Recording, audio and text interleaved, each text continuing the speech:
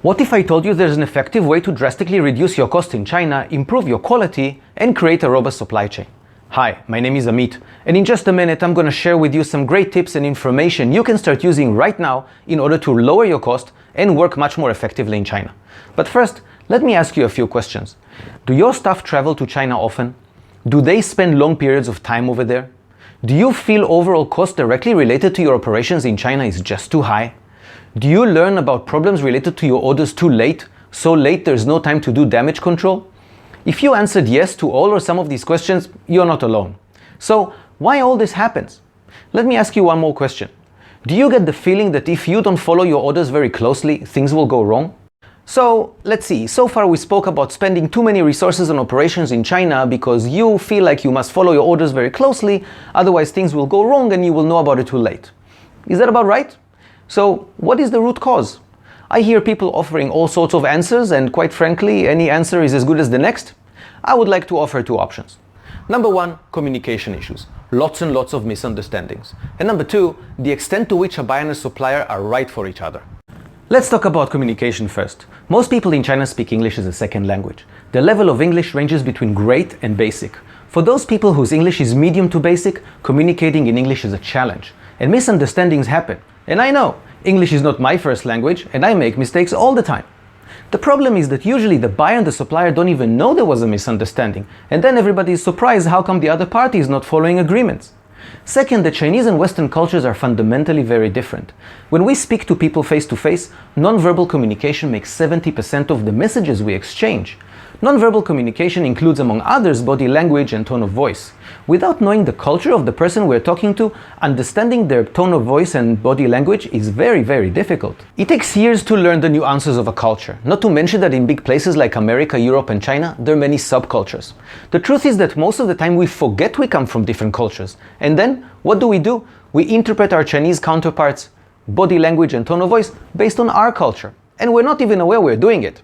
But don't worry, because the most important thing you need in order to fix this is to be aware of it. And as I promised, I'm going to give you lots of information that will help you overcome this very important challenge. Okay, so root cause number one, communication. And as I told you, there's a way to lower your cost. And knowing the root cause is a very big step on the way to implement the details I'm about to share with you. But before that, let's talk about root cause number two. A buyer and a supplier total resources, experience and expertise must be enough for their business relationship to work. In addition, their DNA, the way that they're doing things, must have a fit. I'll give you an example. A buyer that wants their business to be executed strictly according to procedures and receive detailed documentation will find it very difficult to work with a supplier that puts emphasis on speed, on expense of procedures and documentation. The same way a relationship between a man and a woman is doomed for success or failure before it even begun, depending on how much they're right for each other, a relationship between a buyer and a supplier is doomed for failure or success before that relationship has begun for the very same reason. Now don't get me wrong, I'm not saying that all you need to do is be positive, find a supplier with a good fit, sit down and relax, and everything's gonna be okay. They were supposed to call me by now. Misunderstandings will continue to happen. The problems you face today will happen tomorrow as well. You need access to good information. You need to receive timely and accurate reports. When you receive those reports, you will have better understanding of what is really going on, and then you'll be able to communicate with your supplier much more effectively. When you work with a supplier that is right for you, the two of you will feel more comfortable working together. Cooperation will improve, trust will be built, the quality of service you will receive will get better, and with time, your risk level will go down, and you'll be able to spend less resources on your operations in China. And your cost? Exactly. That will go down as well. Okay, so now that you know the logic, I can share with you the details of the way that will help you reduce your cost. It is simple to implement and very straightforward.